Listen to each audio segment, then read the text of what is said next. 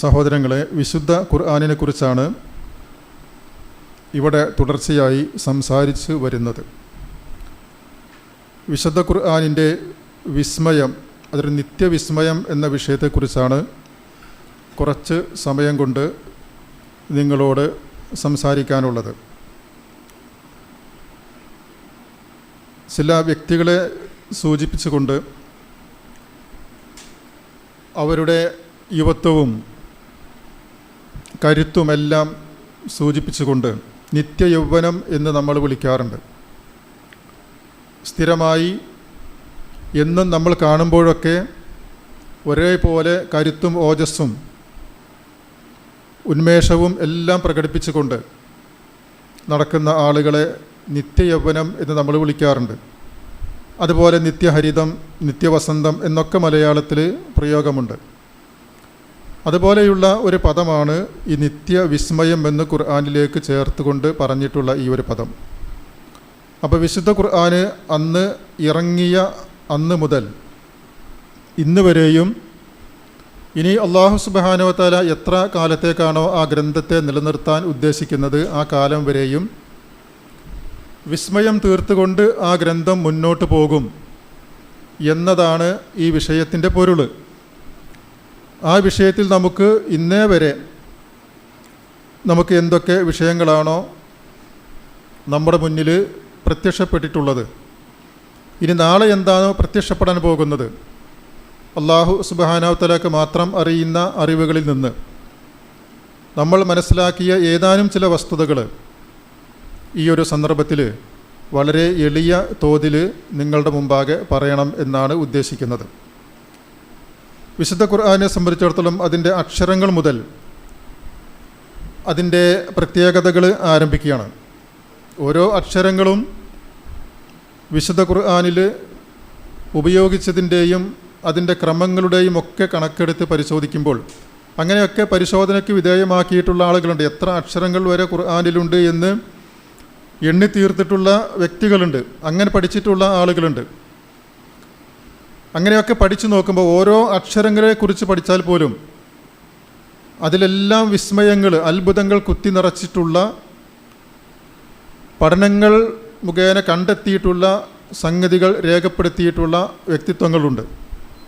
അപ്പോൾ അക്ഷരങ്ങൾ മുതൽ അതിൻ്റെ ഏറ്റവും വലിയ ആശയപ്രപഞ്ചം, ആ ആശയപ്രപഞ്ചം വരെയുള്ള വലിയ അളക്കാൻ സാധിക്കാത്ത ആ ഒരു വലിയ ലോകത്ത് നിലനിൽക്കുന്ന അത്ഭുതങ്ങളെക്കുറിച്ച് നമുക്ക് മനസ്സിലാക്കുക എന്നത് ഈ കാലത്തിൻ്റെ ഒരു ആവശ്യമാണ്.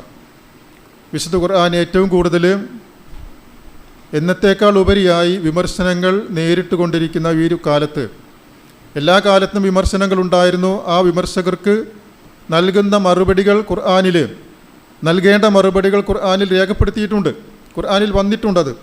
ഓരോ കാലത്തേക്കും അനുയോജ്യമായ മറുപടികൾ വിശുദ്ധ ഖുർആൻ തന്നെ പറഞ്ഞു വെച്ചിട്ടുണ്ട്. അപ്പോൾ ഇന്നത്തെ കാലത്ത് വിശുദ്ധ ഖുർആനിന് നേരെ വരുന്ന വിമർശനങ്ങൾക്ക് എന്ത് മറുപടികൾ നമ്മൾ നൽകണം, അതിനെ എങ്ങനെ സ്വീകരിക്കണം, എങ്ങനെ പ്രതിരോധിക്കണം എന്നതിനെക്കുറിച്ചുള്ള നിർദ്ദേശങ്ങൾ നമ്മൾ വ്യക്തമായും ഖുർആൻ പരിശോധിച്ചാൽ നമുക്ക് ലഭിക്കും. ഇനി നാളെ ജീവിക്കാനിരിക്കുന്ന തലമുറക്കും വിശുദ്ധ ഖുർആനിൽ നിന്ന് അത് ലഭിച്ചുകൊണ്ടിരിക്കും. അപ്പോൾ ഇന്നലകളിലും ഇന്നും നാളെയുമായി പോറലേൽക്കാതെ നിലനിൽക്കേണ്ട ഒരു ഗ്രന്ഥം എന്ന നിലക്ക് എല്ലാ തരത്തിലുള്ള യോഗ്യതകളും എല്ലാം നിറച്ചുകൊണ്ടാണ് അല്ലാഹു സുബ്ഹാനഹു വ തആല അതിനെ അവതരിപ്പിച്ചിട്ടുള്ളത്. അല്ലാഹു സുബ്ഹാനഹു വ തആല ഗ്രന്ഥത്തെ ഭൂമിയിലേക്ക് ഇറക്കിയിട്ടുള്ളത്. അതുകൊണ്ട് അല്ലാഹു സുബ്ഹാനഹു വ തആല ഗ്രന്ഥത്തിൻ്റെ ഏറ്റവും പ്രത്യേകതയായി പറയുന്നു, അത് തന്നെയാണ് ഗ്രന്ഥം. ദാലിക്കൽ കിതാബു ലാ റൈബ ഫീഹി, അതാണ് ഗ്രന്ഥം എന്നതാണ്. ദാലിക അൽ കിതാബ്. അപ്പോൾ അവിടെ തന്നെ നമ്മളൊരു ചെറിയൊരു അറബി ഭാഷ അറിയുന്ന ആളുകൾക്ക് മനസ്സിലാക്കാൻ പറ്റിയൊരു സംഗതിയുണ്ട്. ദാലിക അൽ കിതാബ്.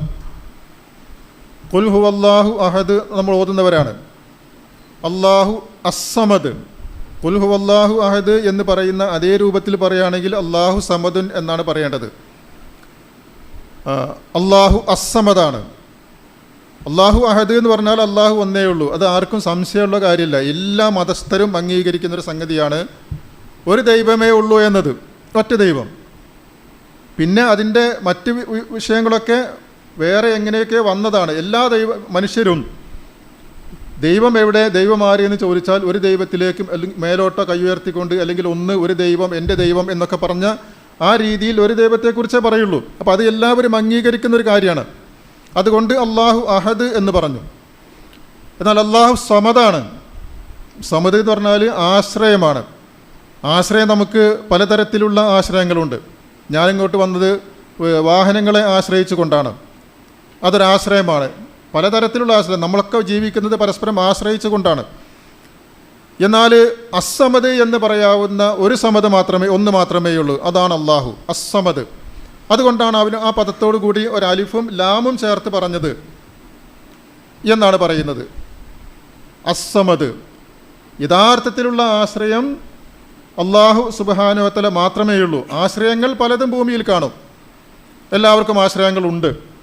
പക്ഷേ യഥാർത്ഥത്തിലുള്ള ഒരു ആശ്രയം അള്ളാഹു സുബ്ഹാനഹു വ തആല മാത്രമേ ഉള്ളൂ എന്ന് പറയാനാണ് അസ്സമദ് എന്ന പദം പറയുന്നത് എന്നാണ് ഭാഷാ വിദഗ്ധന്മാർ പറയുന്നത്. അപ്പം അത് വിശുദ്ധ ഖുർആനെ സംബന്ധിച്ചിടത്തോളം പദപരമായിട്ടുള്ള ഒരു പ്രത്യേകതയാണ് അതിൻ്റെ. വിശുദ്ധ ഖുർആൻ്റെ ഒരു വിസ്മയമാണതിൻ്റെ. അതേ പ്രയോഗം തന്നെയാണ് ദാലിക അൽ കിതാബ് എന്ന് പറയുന്നതും. ഇതാണ് ആ വിശിഷ്ട ഗ്രന്ഥം. അൽ കിതാബാണ്, ഇതൊരു വിശിഷ്ട ഗ്രന്ഥമാണ്. അപ്പോൾ ഒരു വിശിഷ്ട ഗ്രന്ഥത്തിനുണ്ടായിരിക്കേണ്ട ഗുണങ്ങൾ, അത് തുടക്കം മുതൽ ആ ഗ്രന്ഥം എത്ര കാലം നിലനിൽക്കും അത്രയും കാലം അത് നിലനിൽക്കുക തന്നെ വേണം. ആ വിശിഷ്ട ഗുണങ്ങളും നിലനിൽക്കുക തന്നെ വേണം. അതിലേതെങ്കിലും ഒരു കാലത്ത് വെച്ച് വിമർശനങ്ങൾ ഏറ്റുകൊണ്ട് അത് വാടിപ്പോയാൽ, അത് തകർന്നു പോയാൽ, വിമർശനത്തിന് മറുപടി ഇല്ലാതെയായാൽ പിന്നീട് ആ കാലം മുതൽ അതൊരു വിശിഷ്ട ഗ്രന്ഥമല്ലാതെയായി മാറി. എന്നാൽ ഖുർആനെ സംബന്ധിച്ചിടത്തോളം ഇന്നേ വരെയും അങ്ങനെയൊരു അനുഭവം ലോകത്ത് ഉണ്ടായിട്ടില്ല എന്നതാണ് ഖുർആനിൻ്റെ ഇന്നേ വരെയുള്ള പഠനങ്ങളുടെ ചരിത്രങ്ങൾ പരിശോധിക്കുമ്പോൾ നമുക്ക് മനസ്സിലാക്കുവാൻ സാധിക്കുന്നത്. അതിൻ്റെ കാരണം എല്ലാം ഭദ്രമായ രീതിയിൽ ഖുർആൻ തന്നെ പറഞ്ഞൊപ്പിച്ച് പോയിട്ടുണ്ട് എന്നതാണ്. നമ്മളങ്ങനെ പരിശോധിക്കുമ്പോൾ ഖുർആനിൽ നേരത്തെ സൂചിപ്പിച്ചു അക്ഷരങ്ങൾക്ക് പോലും അത്ഭുതങ്ങളുണ്ട് എന്ന് സൂചിപ്പിക്കേണ്ടായി. ഖുർആനിനെ വേണമെങ്കിൽ വിമർശിക്കാൻ പറ്റുന്ന നല്ല ഒരു സാഹചര്യം ഉണ്ടായിരുന്നു. പ്രവാചകൻ സല്ലല്ലാഹു അലൈഹി വസല്ലമയ്ക്ക് ത്വലാഖുമായി ബന്ധപ്പെട്ടുകൊണ്ട് തഹരീമുമായിട്ട് ലിമ തുഹരിമു മാ അഹല്ലല്ലാഹു ലക തബ്തഗി മർലാത അസ്വാജിക് എന്ന് പറയുന്ന ഒരു സൂറത്തുണ്ടല്ലോ, തഹരീം.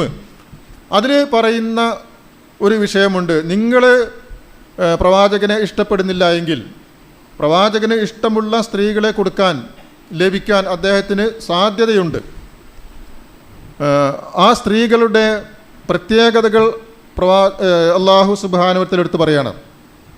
അതായത് മുസ്ലിമാത്ത്, മുഅ്മിനാത്ത്, കാനിത്താത്തിൻ, മുസ്ലിമാത്തിൻ, മുഅ്മിനാത്തിൻ, കാനിത്താത്തിൻ, തായിബാത്തിൻ, ആബിദാത്തിൻ, സായിബാത്തിൻ, സയ്യിബാത്തിൻ വ അബ്കാറ. 8 ഗുണങ്ങളുള്ള 8 ഗുണങ്ങൾ നമ്മളവിടെ മൊത്തത്തിൽ എണ്ണാണ്. 8 ഗുണങ്ങൾ. ഒന്ന്, മുസ്ലിമാത്തായിട്ടുള്ള സ്ത്രീകൾ, ഞാൻ വളരെ ചുരുക്കിയാണ് പറയുന്നത്, മുസ്ലിമാത്തായിട്ടുള്ള സ്ത്രീകളെ പ്രവാചകൻ സല്ലല്ലാഹു അലൈഹി വസല്ലമയ്ക്ക് കിട്ടും. നിങ്ങൾ ഇഷ്ടപ്പെടുന്നില്ല എങ്കിൽ പ്രവാചകൻ്റെ ഭാര്യമാരോടാണ് പറയുന്നത്. ചില സാഹചര്യങ്ങളൊക്കെ അതിനുണ്ടായിട്ടുണ്ട് അങ്ങനെ പറയാൻ. അത് നമ്മൾ ഖുർആനിൽ നിന്ന് പഠിച്ചിട്ടുണ്ട്. അപ്പോൾ നിങ്ങൾ ഇഷ്ടപ്പെടുന്നില്ല എങ്കിൽ പ്രവാചകന് നിങ്ങളെക്കാൾ മുസ്ലിമത്തായിട്ടുള്ള, മുഅ്മിനത്തായിട്ടുള്ള, അത് രണ്ടും നമുക്ക് അർത്ഥം പറയേണ്ടതില്ല. മുസ്ലിമാത്തിൻ, മുഅ്മിനാത്തിൻ, കാനിത്താത്തിൻ, നല്ല അച്ചടക്കത്തോടു കൂടി ഡിസിപ്ലിൻഡ് ആയിട്ട് ജീവിക്കുന്ന സ്ത്രീകളെ തന്നെ പ്രവാചകൻ സല്ലല്ലാഹു അലൈഹി വസല്ലമയ്ക്ക് യഥേഷ്ടം ലഭിക്കാനുണ്ട്. തായിബാത്തിൻ, പശ്ചാത്താപമുള്ള സ്ത്രീകളെ പ്രവാചകന് ലഭിക്കാനുണ്ട്. ആബിദാത്തുകളായിട്ടുള്ള നല്ല ആരാധനാബോധമുള്ള സ്ത്രീകളെ പ്രവാചകന് ലഭിക്കും. സായിഹാത്തായിട്ടുള്ള വ്രതാനുഷ്ഠാനം മുറപ്രകാരം നിർവഹിക്കുന്ന സ്ത്രീകളെ പ്രവാചകന് ലഭിക്കാനുണ്ട്. സയ്യിബത്തായിട്ടുള്ള സ്ത്രീകളെ ലഭിക്കാനുണ്ട്. വ അബ്കാറ, ബിക്കറുകളായിട്ടുള്ള സ്ത്രീകളെയും ലഭിക്കാനുണ്ട്. അപ്പോൾ ആദ്യം പറഞ്ഞ മുസ്ലിമാത്ത് മുതൽ അവസാനിക്കുന്നതിൻ്റെ തൊട്ട് മുമ്പുള്ളത് വരെയും ഒന്നിൻ്റെ സിഫത്തായിട്ടാണ് എണ്ണിപ്പോരുന്നത്, വിശേഷണമായിട്ടാണ്. മുസ്ലിമാത്തുകളായിട്ടുള്ള, മുഅ്മിനാത്തുകളായിട്ടുള്ള, കാനിത്താത്തുകളായിട്ടുള്ള, തായിബാത്തുകളായിട്ടുള്ള, അങ്ങനെ ഓരോന്നും വിശേഷണങ്ങളായിട്ടാണ് എണ്ണിപ്പോരുന്നത്. ഒന്ന് തൊട്ടപ്പുറത്തുള്ളതിൻ്റെ വിശേഷണമാണ്, ഇപ്പുറത്തുള്ളതിനും ആ വിശേഷണം ഒപ്പിക്കാവുന്നതാണ്.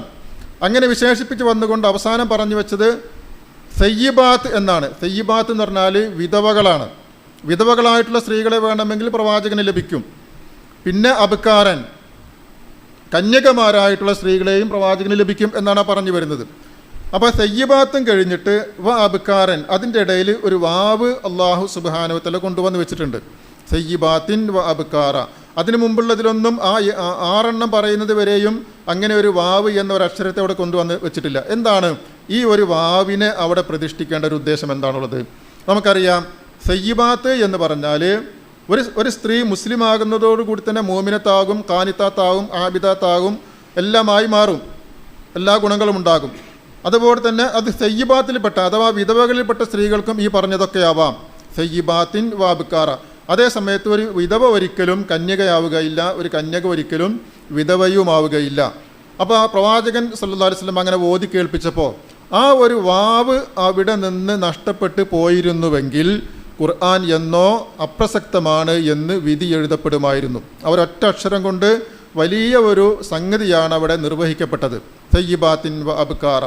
ഇങ്ങനെയുള്ള അക്ഷരങ്ങൾ കൊണ്ട് മുതൽ ആശയ പ്രപഞ്ചങ്ങൾ കൊണ്ടുവരെ അത്ഭുതം കാണിച്ചിട്ടുള്ള ഒരു ഗ്രന്ഥത്തെക്കുറിച്ചാണ് നാം സംസാരിക്കുന്നത്. അതുകൊണ്ട് അതിൻ്റെ ഏതാനും ചില കാര്യങ്ങൾ മാത്രം, വളരെ ചുരുങ്ങിയ കുറച്ച് കാര്യങ്ങൾ മാത്രം ഈ സന്ദർഭത്തിൽ ചുരുക്കി പറയാൻ ഇൻഷാ അല്ലാഹ് ഞാൻ ഉദ്ദേശിക്കുകയാണ്.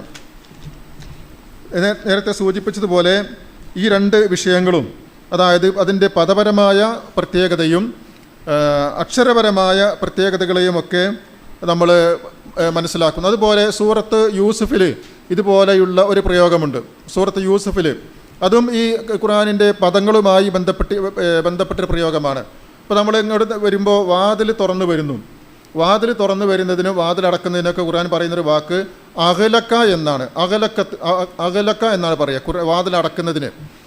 എന്നാൽ യൂസുഫ് നബി അലൈഹി സ്വലാത്തു വസ്സലാമയെ പ്രാപിക്കാൻ വേണ്ടി ആ ഈജിപ്തിലെ രാജാവിൻ്റെ പത്നി അദ്ദേഹത്തിൻ്റെ പിന്നാലെ ഓടുകയും അവർക്ക് മതിഭ്രമം സംഭവിച്ചു പോയി. എന്താണ് ചെയ്യേണ്ടത് എന്നറിയാതെ പോയി. അങ്ങനെ അവരെക്കുറിച്ച് അവരുടെ മാനസികാവസ്ഥ പ്രകടിപ്പിക്കുന്ന ഒരു പ്രയോഗം ഖുർആനിൽ പ്രയോഗിച്ചത് അവർ വാതിലടച്ചു എന്ന് പറയുന്നുണ്ട്. പക്ഷേ ആ വാതിലടച്ചു എന്ന് പറയുന്നതിന് ഖുർആൻ പ്രയോഗിച്ചത് അഗലക്കത്ത് അൽ അബുവാബ എന്നതല്ല, ഗല്ലക്കത്ത് അൽ അബുവാബ എന്നതാണ്. രണ്ടും ഒരേ പദമാണ്, വ്യത്യാസമുണ്ടെങ്കിലും ഈ ഗല്ലക്ക എന്ന് പറയുന്ന ആ പദത്തിന് ആ സ്ത്രീ അതുവരെ അനുഭവിച്ചു വരുന്ന ആ മാനസികമായി അവർ അനുഭവിക്കുന്ന ആ സമയത്തെ പ്രയാസങ്ങൾ എല്ലാം ആ ഒരു പദപ്രയോഗത്തിൽ നിഴലിച്ച് കാണും എന്നാണ് അതിനെക്കുറിച്ച് വിശദീകരിക്കുന്ന പണ്ഡിതന്മാർ പറയുന്നത്. അകലക്കത്തിൽ അബുവാബ എന്ന് പറയുന്നതോടുകൂടി അത് സാധാരണ സംഭവമായിട്ട് മാറി. വാതിലടച്ചു എന്നൊരർത്ഥം മാത്രമേ അതിന് വരുന്നുള്ളൂ. പക്ഷെ അവരുടെ മാനസിക വിഭ്രാന്തിയെ മുഴുവൻ പ്രകടിപ്പിക്കാൻ വേണ്ടിയാണ് ഗല്ലക്കത്ത് അൽ അബ്വാബ് എന്ന പദം പ്രയോഗിച്ചിട്ടുള്ളത് എന്ന് ഖുർആൻ പറയുകയാണ്. അതുപോലെ തന്നെ ആ ഒരു സ്ത്രീ എന്ന് പറയുന്നത് ചില്ലറക്കാരിയല്ല, നല്ല പദവിയുള്ള സ്ത്രീയാണ്. ഭരണാധികാരിയുടെ ഭാര്യയാണ്. ഭരണാധികാരിയുടെ ഭാര്യയും ഭരണാധികാരി തന്നെയാണ്. നമ്മുടെ നാട്ടിലൊക്കെ അങ്ങനെയാണല്ലോ, കുടുംബക്കാർ മുഴുവൻ പിന്നെ ഭരണാധികാരികളാണ്. അപ്പോൾ അവരും ഭരണാധികാര സ്ഥാനത്ത് തന്നെയാണ്, അധികാര സ്ഥാനത്ത് തന്നെയാണ് അവരും ഉള്ളത്. പക്ഷേ ആ ഒരു അവസരത്തിൽ ഒരു തൻ്റെ കീഴിൽ നിൽക്കുന്ന ഒരു ഉദ്യോഗസ്ഥൻ്റെ പിന്നാലെ ലൈംഗിക വീഴ്ചയ്ക്ക് വേണ്ടി പോയി എന്നതോടുകൂടി അവരുടെ നിലവാരവും മൂല്യവും പാടെ ഇടിഞ്ഞു പോയി എന്ന് ഖുർആൻ നമുക്ക് പറയാതെ പറഞ്ഞു തരുന്ന ഒരു പ്രയോഗമുണ്ട്. അത് ഖുർആൻ അങ്ങനെ പറയുന്നില്ല. പക്ഷേ ഖുർആൻ പറയുന്നത് വറാവദത്തുഹു അല്ലത്തി ഹുവ ഫീ ബൈത്തിഹ. ആ ഒരു സ്ത്രീ അദ്ദേഹത്തെ വശീകരിക്കാനായി ശ്രമിച്ചു നോക്കി. ആരുടെ വീട്ടിലാണോ അദ്ദേഹം വളർന്നു വരുന്നത്, ആ വീട്ടുടമസ്ഥയായ സ്ത്രീ അദ്ദേഹത്തെ വശീകരിക്കാനായി ശ്രമിച്ചു നോക്കി എന്ന് പറയുന്ന കേവലം ചില വാക്കുകൾ കൊണ്ട് അവരുടെ സ്ഥാനത്തെ വളരെയധികം ഇടിച്ചു താഴ്ത്തി കാണിക്കുന്ന ഒരു ശൈലിയാണ് ഖുർആൻ അവിടെ സ്വീകരിച്ചത്. കാരണം പരിധി വിട്ട് പ്രവർത്തിക്കുന്നവർ, മാർഗം വിട്ട് പ്രവർത്തിക്കുന്നവർ, സത്യത്തിൻ്റെ മാർഗത്തിൽ നിന്നും ധർമ്മത്തിൻ്റെ പാതയിൽ നിന്നൊക്കെ മാറി പ്രവർത്തിക്കുന്ന ആളുകളെ സംബന്ധിച്ചിടത്തോളം അങ്ങനെ ഒരു താഴ്ന്ന രീതിയിൽ തന്നെയാണ് ഖുർആൻ എപ്പോഴും അവരെ കാണുന്നത്. കാരണം ഇത് ധർമ്മത്തിൻ്റെ പാതയിൽ നിന്നുള്ള വല്ലാത്ത ഒരു വ്യതിചലനമാണ്. അതുകൊണ്ട് അവരെ ആ രീതിയിൽ അവർക്ക് ഒരു ഭരണാധികാരിയാണെന്നോ ഭരണാധികാരിയുടെ ഭാര്യയാണെന്നോ ഉള്ള ഒരു പരിഗണനയും കൊടുക്കാതെ ഒരു സാധാരണ സ്ത്രീകളിൽ സാധാരണക്കാരിയായിട്ടാണ് ഖുർആൻ അതിൻ്റെ പദപ്രയോഗങ്ങളിലൂടെ പറഞ്ഞു തരുന്നത്. അപ്പം അങ്ങനെ പദങ്ങളിലൂടെ പോലും വിശുദ്ധ ഖുർആന് വലിയ ആശയങ്ങളെ സൃഷ്ടിച്ചിട്ടുള്ള അനുഭവങ്ങൾ നമ്മൾ ഖുർആൻ പഠിക്കുമ്പോൾ കാണുകയാണ്. ഇനി വിശുദ്ധ ഖുർആനെ സംബന്ധിച്ചിടത്തോളം ഒരുപാട് സംഗതികൾ നമുക്ക് പറയേണ്ടതായിട്ടുണ്ട്. ഖുർആൻ മറിക്കുമ്പോൾ തന്നെ ഏതൊരു പുസ്തകം നമ്മൾ മറിച്ച് നോക്കുമ്പോഴും ഒരു ഉടമസ്ഥതാവകാശം നമുക്ക് ആ പുസ്തകത്തിൽ കാണാൻ സാധിക്കും. അത് മറിച്ചാൽ ആദ്യമായി നമ്മൾ കാണുന്നതിൻ്റെ പേരിൻ്റെ കൂടെ അതിൻ്റെ ഓഥറുടെ പേരും കൂടി കാണാൻ സാധിക്കും. എന്നാൽ വിശുദ്ധ ഖുർആൻ ഇവിടെ ഓതറുടെ പേരെവിടെ കാണുന്നത്? അത് ആരുടെ ഗ്രന്ഥമാണെന്നത് മറിച്ച് നോക്കിയാൽ നമുക്ക് കാണാൻ സാധിക്കുന്നില്ലല്ലോ. ഓറിയൻ്റലിസ്റ്റുകളിൽ പലരെയും അത്ഭുതപ്പെടുത്തിയത് ആ ഒരു സംഗതിയാണ്. അവർ അത് രേഖപ്പെടുത്തുകയും ചെയ്തിട്ടുണ്ട്. ഖുർആൻ മറിച്ച് നോക്കിയാൽ അത് ആരുടെ പുസ്തകം എന്ന് അതിൽ നിന്ന് നമുക്ക് മനസ്സിലാക്കുവാൻ സാധിക്കുന്നില്ല. അതിൻ്റെ ചട്ടം മറിച്ച് നോക്കിയിട്ട് ഇതാരുടെ പുസ്തകമാണ് നമുക്ക് അതിൽ നിന്ന് മനസ്സിലാക്കാൻ സാധിക്കുന്നില്ല. അപ്പോൾ ഒരു ഗ്രന്ഥം, ഉടമസ്ഥനില്ലാത്ത ഒരു ഗ്രന്ഥം എന്ന് പറയുന്നത് പോലെ ഉടമസ്ഥനില്ലാത്തൊരു ഗ്രന്ഥം ആരുടേതാണ് അത് മനസ്സിലാക്കണമെങ്കിൽ അതിൻ്റെ ഉള്ളിലൂടെ സഞ്ചരിക്കുമ്പോൾ മാത്രമേ അത് ആരുടെ ഗ്രന്ഥമാണെന്ന് മനസ്സിലാക്കുള്ളൂ. പുറംചട്ടയിൽ നിന്നതിൻ്റെ ഉടമസ്ഥാവകാശം നമുക്കത് മനസ്സിലാക്കാൻ സാധ്യമല്ല. എന്നാൽ എല്ലാ ഗ്രന്ഥങ്ങൾക്കും അങ്ങനെ ഒരു ഉടമസ്ഥാവകാശമുണ്ട്. പക്ഷേ ഈ ഒരു ഗ്രന്ഥത്തിന് മാത്രം ഒരു ഉടമസ്ഥാവകാശം ഞാനാണതിൻ്റെ എന്ന് പറയുന്ന ഒരു പുറത്ത് അൽ ഖുർആനുൽ കരീം ബൈ അള്ളാഹു എന്ന് എഴുതി വെക്കുന്ന ഒരു സമ്പ്രദായം ആ ഒരു ഗ്രന്ഥത്തിനില്ല. എന്നാൽ അതേ സമയത്ത് തന്നെ ഈ ഒരു ഗ്രന്ഥം അള്ളാഹു സുബ്ഹാനഹു വ തആലയുടെ ഗ്രന്ഥമാണ് എന്ന നിലക്കാണ് പ്രവാചകൻ സല്ലല്ലാഹു അലൈഹി വസല്ലം അവിടെയുള്ള എല്ലാവർക്കും ഓതി കേൾപ്പിച്ച് കൊടുത്തത്. ഓതി കേൾപ്പിച്ച് കൊടുക്കുമ്പോൾ അവർക്കൊക്കെ അത് സ്വീകരിക്കണമെന്നുമുണ്ട്, പുറത്തേക്ക് സ്വീകരിക്കാതിരിക്കാനുള്ള എല്ലാ കാരണങ്ങളും അതുമുണ്ട്. ഇതെങ്ങനെ സ്വീകരിക്കും, എങ്ങനെ സ്വീകരിക്കാതിരിക്കും? സാഹിത്യം എന്ന് പറഞ്ഞാൽ ഖുർആൻ ഇറങ്ങുന്ന കാലത്തുള്ള സാഹിത്യം എന്ന് പറയുന്നത് കുറേ അറബി കവിതകളായിരുന്നു. നമ്മളൊക്കെ കേട്ടിട്ടുള്ളത് പോലെ കാബയുടെ പോലും കില്ലകളിൽ കെട്ടിത്തൂക്കിയ അറബി സാഹിത്യങ്ങളാണ്. ആ സാഹിത്യങ്ങൾക്കൊരു അടുക്കും ചിട്ടയുമുണ്ട്. അതിനൊരു തുടക്കം, ഒരവസാനം, അതിനുള്ളിലുള്ള വിഷയങ്ങൾ, ഇങ്ങനെയൊക്കെയുള്ള അടുക്കുകളുണ്ട്. ആ ക്രമങ്ങളിൽ ഒന്നുമല്ല ഖുർആൻ വരുന്നത്. അറബി സാഹിത്യം എന്ന് പറയുന്നത് കാമുകിമാരെക്കുറിച്ച് ഓർത്തുകൊണ്ട് കരഞ്ഞുകൊണ്ട് തുടങ്ങും. അതിൻ്റെ ഇടയ്ക്ക് കുറേ ഒട്ടകങ്ങളെക്കുറിച്ച് വർണ്ണിക്കും, കുതിരകളെക്കുറിച്ച് പറയും, മഴയെക്കുറിച്ച് പറയും, കാമുകിമാർ താമസിച്ചിരുന്ന നാടിനെക്കുറിച്ച് പറയും, അവിടുത്തെ തകർന്ന കെട്ടിടങ്ങളെക്കുറിച്ച് പറയും. അങ്ങനെ അവസാനം എന്തെങ്കിലുമൊക്കെ പറഞ്ഞുകൊണ്ട് അവസാനിപ്പിക്കുകയും ചെയ്യും. അങ്ങനെ ഒരു ക്രമത്തിലൂടെയാണ് അത് പോകുന്നത്. പക്ഷേ വിശുദ്ധ ഖുർആൻ ഇങ്ങനെയുള്ള ഒരു ക്രമത്തിലൊന്നുമല്ല. അതല്ല അതിൻ്റെ പ്രതിപാദന വിഷയവും. അതുപോലെ ആ കാലത്തുണ്ടായിരുന്ന മതമെന്ന് പറയുന്നത് ക്രിസ്തു മതവും സൗരാഷ്ട്ര മതവുമൊക്കെ യൂതമതവുമൊക്കെ നിലനിന്നിരുന്നൊരു കാലമാണ്. ആ കാലത്തുണ്ടായിരുന്ന മതപരമായ സാഹിത്യങ്ങളിലൂടെ മനസ്സിലാക്കിയിട്ടുള്ള കാര്യങ്ങളെക്കുറിച്ചും അല്ല കൂടുതലായും പ്രവാചകൻ സല്ലല്ലാഹു അലൈഹി വസല്ലം ഓതി കേൾപ്പിച്ച കാര്യങ്ങളിൽ ഉൾക്കൊണ്ടിരുന്നത്. അതുകൊണ്ട് അറബികളെ സംബന്ധിച്ചിടത്തോളം ഇത് കേൾക്കാൻ തുടങ്ങിയത് മുതൽ തന്നെ അവർക്ക് അത്ഭുതകരമായി തോന്നിയ ഒരു സംഗതിയായിരുന്നു ഖുർആൻ. അതുകൊണ്ട് അവർ രഹസ്യമായിട്ട് അങ്ങനെ കേൾക്കാൻ പോകാൻ തുടങ്ങി. ചിലപ്പോൾ അബൂജഹൽ ഉണ്ടായിരിക്കും, അപ്പുറത്ത് വലീദ് ഇബ്നു മുഗീറ ഉണ്ടായിരിക്കും. രണ്ടാളും ഒളിച്ചു നിന്നായിരിക്കും കേൾക്കുക. പക്ഷേ രണ്ടാളും ഒളിച്ചു നിന്ന് കേൾക്കുന്നത് അറിയില്ല. തിരിച്ചു പോകുന്ന സമയത്ത് കണ്ടുമുട്ടും. അങ്ങനെ ഒരിക്കലും സംഭവം ഉണ്ടായി. വലീദ് ഇബ്നു മുഗീറ ഇത് കേട്ടിട്ട് തിരിച്ചു പോകുന്ന സമയത്ത് അബൂജഹലുമായിട്ട് കണ്ടുമുട്ടി. അപ്പോൾ അദ്ദേഹം ചോദിച്ചു, അബൂജഹൽ വളരെ കോപിഷ്ഠനായി ചോദിച്ചു, താങ്കൾ എന്തിനാണ് ഇതിന് വന്നത്? ഇതിനെക്കുറിച്ച് ഇത് കേട്ടിട്ട് ഇതിനെക്കുറിച്ചൊരു അഭിപ്രായം പറഞ്ഞിട്ട് ഇനി പോകാമെന്ന് പറഞ്ഞു. അപ്പോൾ എന്ത് അഭിപ്രായം പറയും? അപ്പോൾ വലീദ് ഇബ്നു മുഗീറ പറഞ്ഞു, ഞാൻ എന്താണ് പറയേണ്ടത്?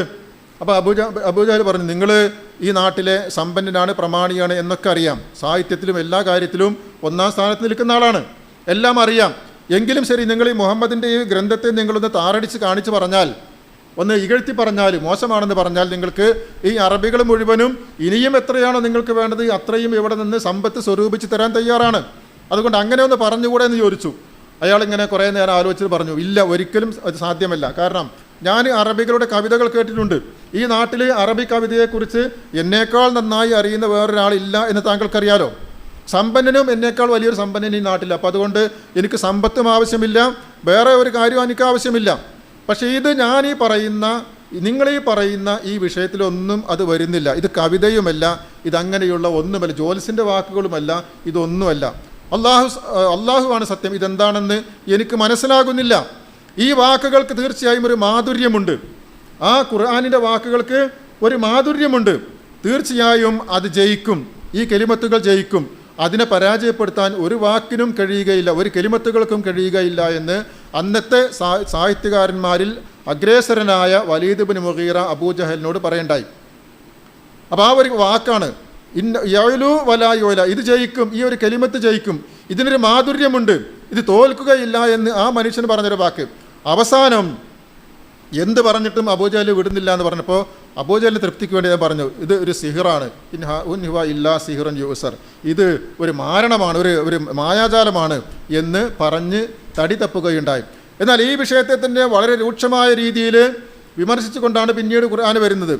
ആ ഖുർആൻ വരുന്ന ആ ഒരു ഭാഗമുണ്ടല്ലോ, അതുപോലും വളരെ ഗംഭീരമാണ്. ആ വലീദ് ഇബ്നു മുഗീറയുടെ ഭാവങ്ങളെക്കുറിച്ച് അയാൾ പറയുന്ന സംസാരത്തെക്കുറിച്ച് അതിനെ വിമർശിച്ചു കൊണ്ടുവരുന്ന ആ ഭാഗങ്ങൾ പോലും വളരെ ഗംഭീരമാണ്.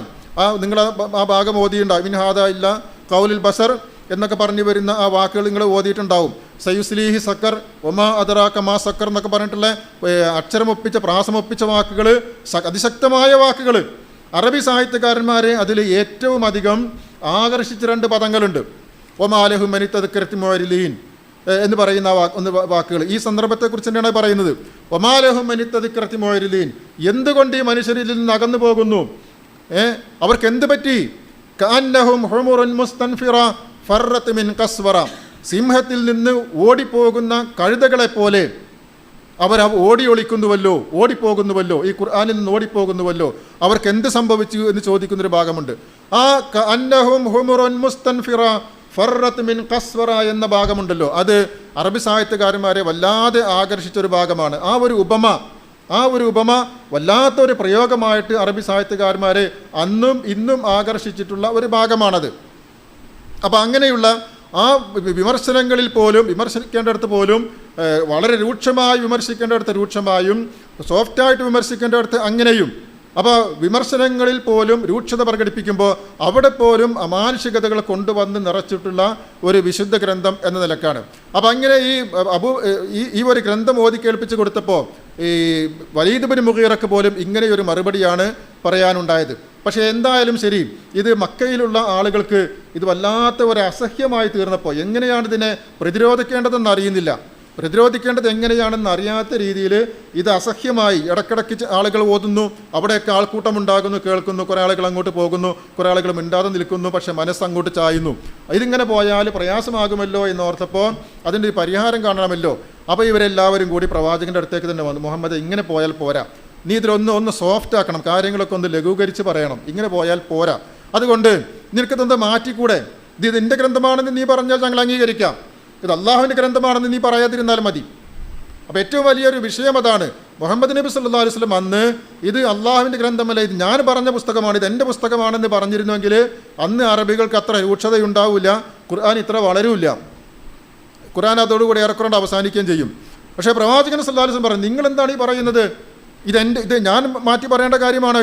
ഇതെനിക്ക് എൻ്റെ ഭാഗത്തു നിന്ന് യാതൊരു തരത്തിലുള്ള മാറ്റങ്ങളും വരുത്താൻ അനുവാദമുള്ള ഒരു ഗ്രന്ഥമല്ല, ഇത് അള്ളാഹുവിൻ്റെ വാക്കുകൾ മാത്രമാകുന്നു. ഇതെൻ്റെ ഭാഗത്തു നിന്ന് ഞാൻ ആയത്തുകൾ പരാമർശിക്കുന്നില്ല, അതിൻ്റെ അർത്ഥം മാത്രമേ പറയുന്നുള്ളൂ. ഇതെൻ്റെ ഭാഗത്തു നിന്ന് എനിക്ക് ഒരിക്കലും ഒരു തരത്തിലുള്ള മാറ്റവും വരുത്താൻ പറ്റുന്നൊരു ഗ്രന്ഥമല്ല ഇത് എന്ന് പറഞ്ഞുകൊണ്ടാണ് പ്രവാചകൻ സല്ലല്ലാഹു അലൈഹി വസല്ലം അതിന് മറുപടി പറഞ്ഞത്. ആ മറുപടിയുമായിട്ട് അത് കേട്ടവർ മടങ്ങി. പ്രവാചകൻ സല്ലല്ലാഹു അലൈഹി വസല്ലം അദ്ദേഹത്തിൻ്റെ പ്രബോധന പ്രവർത്തനങ്ങളുമായി അദ്ദേഹം അത് തുടരുകയും ചെയ്തു. ആ ഒരു ഗ്രന്ഥം ഉടമസ്ഥന് ഉള്ള ഗ്രന്ഥമാണ്.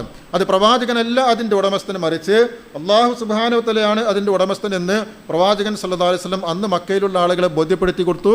ആ ഒരു ബോധ്യത്തിലൂടെ തന്നെയാണ് ഈ കാലം അത്രയും ആ ഗ്രന്ഥം കടന്നുപോയത്. ആ ഒരു ഗ്രന്ഥത്തിൻ്റെ ഉടമസ്ഥൻ അല്ലാഹു സുബ്ഹാനഹു വ തആലയാണ്. അപ്പോൾ അള്ളാഹുവാണ് ഈ ഗ്രന്ഥത്തിൻ്റെ ഉടമസ്ഥൻ എന്ന് തെളിയിക്കുന്ന ഒരുപാട് കാര്യങ്ങൾ ലോകാവസാനം വരെയും അതിലുണ്ടാവുക എന്നത് ആവശ്യമാണ്. കേവലം സന്മാർഗ പാഠങ്ങൾക്കപ്പുറം ഖുർആനിൻ്റെ സന്മാർഗ പാഠങ്ങൾ മാത്രം അത് തന്നെ മതി. ലോകാവസാനിക്കുന്നത് വരെയും ഏറ്റവും വലിയ സന്മാർഗമായിട്ട് അത് തന്നെ മതി. ഖുൽ ഇന്ന ഹുദല്ലാഹി ഹുവൽ ഹുദ, പറയുക അള്ളാഹുവിൻ്റെ സന്മാർഗം ഉണ്ടല്ലോ, അതാണ് സന്മാർഗം എന്ന് പറയുന്ന സന്മാർഗമായിട്ട് ലോകാവസാനം വരെയും അത് തന്നെ മതി. പക്ഷേ അല്ല, അതിനപ്പുറവും ചിലത് കൂടി ഉണ്ടെങ്കിൽ മാത്രമേ കാലത്തെ അതിവർത്തിച്ചുകൊണ്ട് ഈ ഗ്രന്ഥം നിലനിൽക്കൂ എന്നതിനാൽ അല്ലാഹു സുബ്ഹാനഹു വ തആല വേറെയും ഒരുപാട് സംഗതികൾ അതിൽ ഉൾക്കൊള്ളിച്ചുകൊണ്ടാണ് മാനവ കുലത്തിനത് അവതരിപ്പിച്ചു കൊടുത്തിട്ടുള്ളത്. അതുകൊണ്ട് ആ വിഷയവുമായി ബന്ധപ്പെട്ട ഏതാനും ചില കാര്യങ്ങളെ കൂടി നമുക്ക് സാന്ദർഭികമായിട്ട് ഈ സന്ദർഭത്തിലൊന്ന് പരാമർശിച്ചു പോകാം എന്ന് തോന്നുകയാണ്. വിശുദ്ധ ഖുർആനിൻ്റെ ചരിത്രപരമായ വിഷയത്തെക്കുറിച്ച് പറഞ്ഞാൽ വിശുദ്ധ ഖുർആനിൻ്റെ ചരിത്രവുമായി ബന്ധപ്പെടുന്നത് 2 തരത്തിലാണ്. ഒന്ന് വിശുദ്ധ ഖുർആനിൻ്റെ ചരിത്രം, രണ്ടാമത് വിശുദ്ധ ഖുർആൻ ഉൾക്കൊള്ളുന്ന ചരിത്രം. ഇപ്പോൾ ബൈബിളും അതുപോലെയുള്ള വിശിഷ്ടമെന്ന് പറയുന്ന ഗ്രന്ഥങ്ങളുമൊക്കെ, ആ ഗ്രന്ഥങ്ങളൊക്കെ അതൊക്കെ ചരിത്രപരമായ പിൻബലമുള്ള ഗ്രന്ഥങ്ങളാണെന്ന് അതിൻ്റെ ഉടമസ്ഥർ പറയുന്നുണ്ട്. ചരിത്രപരമായ പിൻബലമുണ്ട്. എന്നാൽ അതേ സമയത്ത് ചരിത്രപരമായിട്ടുള്ള അതിൻ്റെ എല്ലാ പിൻബലങ്ങളും നിഷേധിക്കുന്ന ആളുകളുമുണ്ട്. ഇപ്പോൾ യേശുക്രിസ്തുവാണ് അല്ലെങ്കിൽ നമ്മൾ പറയുന്ന ഈസാ നബിയാണ് മനുഷ്യരുടെ എല്ലാവരുടെയും പാപങ്ങൾ ഏറ്റുവാങ്ങിക്കൊണ്ട് കുരിശിലേറിയത് എന്ന് ക്രിസ്ത്യാനികൾ പ്രചരിപ്പിച്ചു വരുന്നു. അതേസമയത്ത് അങ്ങനെ ഒരു ഈസാ നബി ജനിച്ചിട്ടേ ഇല്ല, ജീവിച്ചിട്ടേ ഇല്ല എന്ന് പറയുന്ന ആളുകളുണ്ട്. അങ്ങനെ പറയുന്ന ആളുകൾക്ക് മുമ്പിൽ ഉണ്ട് തെളിവിത എന്ന് പറഞ്ഞുകൊണ്ട് ചൂണ്ടിക്കാണിക്കുവാനുള്ള അതീവ ശക്തമായ ബലമുള്ള തെളിവുകളൊന്നും എടുത്തു കാണിക്കാൻ അതിൻ്റെ അനുയായികൾക്ക് കാര്യമായിട്ടൊന്നും ഇല്ല എന്നതാണ് വസ്തുത. അതുപോലെ എല്ലാ നന്മകളുടെയും എല്ലാ ശക്തികളുടെയും പ്രതീകമാണ് ശ്രീകൃഷ്ണൻ എന്ന് പറയുന്ന വിശ്വസിക്കുന്ന ആളുകളുണ്ട്. എന്നാൽ അതോടൊപ്പം തന്നെ ഈ ശ്രീകൃഷ്ണനും പോലും ജീവിച്ചിട്ടില്ല എന്ന് പറയുന്ന വിമർശകരുണ്ട്. നിങ്ങൾ കണ്ടിട്ടുണ്ടാകും, ക്രിസ്തുവും കൃഷ്ണനും ജീവിച്ചിരുന്നില്ല എന്ന് പറയുന്ന പുസ്തകങ്ങൾ, ഇടമറുക എഴുതിയ പുസ്തകം. അതിൽ അദ്ദേഹം ആ കാര്യം എന്തൊക്കെയോ ചേർത്തുകൊണ്ട് സമർത്ഥിക്കുന്നുണ്ട്. നമ്മളതിൻ്റെ സമർത്ഥനം മാത്രം നോക്കുമ്പോൾ ആ സമർത്ഥനം കൃത്യമാണ്, അദ്ദേഹത്തിന് സമർത്ഥിക്കാൻ സാധിക്കുന്നുണ്ട്. പക്ഷെ ആശയങ്ങൾ കൃത്യമല്ല. കാരണം നമുക്ക് മനസ്സിലാകുന്നത് പോലെ ഇവരൊക്കെ ജീവിച്ചിട്ടുണ്ട് എന്നാണ് ഗ്രന്ഥങ്ങളിൽ നിന്ന് നമ്മൾ മനസ്സിലാകുന്നത്. അപ്പം അങ്ങനെ പോലും പിന്നെ ഒരു വെളിച്ചത്തിൽ ഇവർ ജീവിച്ചിട്ടുണ്ട് എന്നതിനൊരു ദൃഷ്ടാന്തം ഉയർത്തി കാണിക്കുവാൻ പോലും സാധ്യമല്ലാത്ത ആളുകളുടെ കഥകളും ഗ്രന്ഥങ്ങളും ഒക്കെയാണ് ലോകത്തുള്ളത്. എന്നാൽ അതേ സമയത്ത് വിശുദ്ധ ഖുർആനെ സംബന്ധിച്ചിടത്തോളം അതിൻ്റെ ആദ്യം മുതൽ ഇന്നേ വരെയും ആ ഗ്രന്ഥത്തെയോ അത് നമുക്ക് ഓതിത്തന്ന പ്രവാചകനെയോ ലോകത്തിന് നിഷേധിക്കാൻ സാധ്യമായിട്ടില്ല. കാരണം ലോകം എന്നാണോ വെളിച്ചത്തിലേക്ക് വന്നത്, ലോകത്ത് വെളിച്ചം നിറഞ്ഞു നിൽക്കുന്ന ഒരു കാലത്താണ് പ്രവാചകൻ ജീവിച്ചതും പ്രവാചകൻ മരിച്ചതും അദ്ദേഹത്തിന് വിശുദ്ധ ഖുർആൻ അവതരിച്ചതും ആ ഗ്രന്ഥം നിലനിന്ന് പോകുന്നതുമൊക്കെ.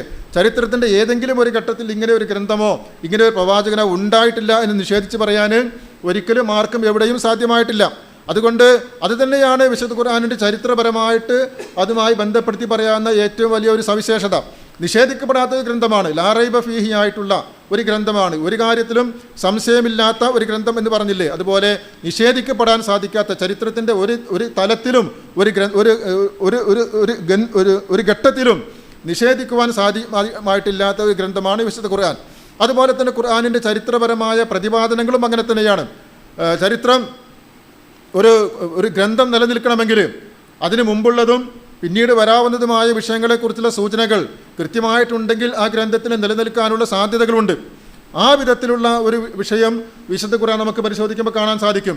കഴിഞ്ഞു പോയ ചരിത്രങ്ങളെക്കുറിച്ച് വളരെ വ്യക്തമായി തന്നെ നമുക്ക് പറഞ്ഞു തരുന്നു. ലോകത്തിന് നിഷേധിക്കാൻ സാധിക്കാത്ത ചരിത്രങ്ങൾ, നിഷേധിക്കാൻ സാധിക്കാത്തെന്ന് പറയുന്നത് ലോകം ഇന്നും പുതിയ പലതും അതിൻ്റെ ഭാഗമായിട്ട് ഗവേഷണം ചെയ്ത് കണ്ടുപിടിച്ച് കൊണ്ടിരിക്കുകയാണ്. അപ്പോൾ അത് അങ്ങനെ വരുമ്പോൾ ലോകത്തിന് നിഷേധിക്കാൻ സാധ്യമല്ലാത്ത ചരിത്രപരമായ പല ഭാഗങ്ങളും വിശുദ്ധ ഖുർആൻ നമുക്ക് എടുത്തു കാണിക്കുന്നുണ്ട്. ഫറോവയുടെ ചരിത്രം, മൂസാ നബിയുടെ ചരിത്രം, നൂഹ് നബി അലൈഹി സ്വലാത്തു വസ്സലാമിൻ്റെ ചരിത്രം മുതൽ ആദമിൻ്റെ ചരിത്രം, അങ്ങനെയുള്ള എല്ലാ ചരിത്രങ്ങളും വിശുദ്ധ ഖുർആൻ എടുത്ത് കാണിക്കുമ്പോൾ അതിനൊക്കെ എന്തെങ്കിലുമൊക്കെ പിൻബലങ്ങൾ പിൽക്കാലത്ത് ഉള്ള ചരിത്ര വിഷയങ്ങളായിട്ട് നിലനിൽക്കുന്നുണ്ട്. ഇപ്പോൾ ആദം നബി അലൈഹി സ്വലാത്തു വസ്സലാമിനെ തന്നെ കുറിച്ച് പറഞ്ഞാൽ അദ്ദേഹം ശ്രീലങ്കയിൽ വന്നിട്ട് ഡക്കാനിൽ പീഠഭൂമിയിലൂടെ നടന്നിട്ട് അങ്ങനെ പിന്നെ മക്കയിലെത്തി, ജിദ്ദയിലെത്തി, അറഫയിലെത്തി എന്ന് പറയുന്നുണ്ട്. അതൊരു ചരിത്രമാണ്. അപ്പോൾ ആദം നബി അലൈഹി സ്വലാത്തു വസ്സലാം എന്ന ആദ്യ പുരുഷനെ വിശുദ്ധ ഖുർആൻ അവതരിപ്പിച്ചിട്ടുള്ളത് അതിന് യാഥാർത്ഥ്യമുണ്ട് എന്നത് എത്ര തെളിയിക്കപ്പെട്ടതാണോ അല്ലേ എന്നറിഞ്ഞുകൂടാ, എങ്കിലും ആ ചരിത്രങ്ങൾ അതിൻ്റെ പിന്നാലെ പോകുന്നുണ്ട് എന്ന് വേണം നമുക്ക് മനസ്സിലാക്കാൻ. അത് നിഷേധിക്കാൻ പറ്റിയൊരു കാര്യമല്ല. നോഹ പ്രവാചകനെ കുറിച്ച് പറയുന്നുണ്ട്, നോഹയുടെ പെട്ടകത്തെക്കുറിച്ച് പറയുന്നുണ്ട്. എന്നാൽ അതേ സമയത്ത് ചരിത്രത്തിൽ വന്നേക്കാവുന്ന അബദ്ധങ്ങളെ വിശുദ്ധ ഖുർആൻ തിരുത്തുകയും ചെയ്യുന്നുണ്ട്. ബൈബിളിൽ പോലും ചില അബദ്ധങ്ങൾ, ചരിത്രപരമായ ചില വസ്തുതകൾ വന്നിട്ടുണ്ട്. ബൈബിളിൽ ചിലപ്പോൾ പരിശോധിക്കുമ്പോൾ യാക്കൂബ് നബി അലൈഹി സ്വലാത്തു വസ്സലാമുമായി അള്ളാഹു സുബ്ഹാനഹു വ തആല യുദ്ധം നടത്തിയെന്ന് കാണുവാൻ സാധിക്കും. അത് വലിയൊരു അബദ്ധമാണ്. ഒരു പ്രവാചകൻ ഒരിക്കലും ദൈവവുമായി മൽപ്പിടുത്തത്തിന് പോകാവുന്നതല്ല.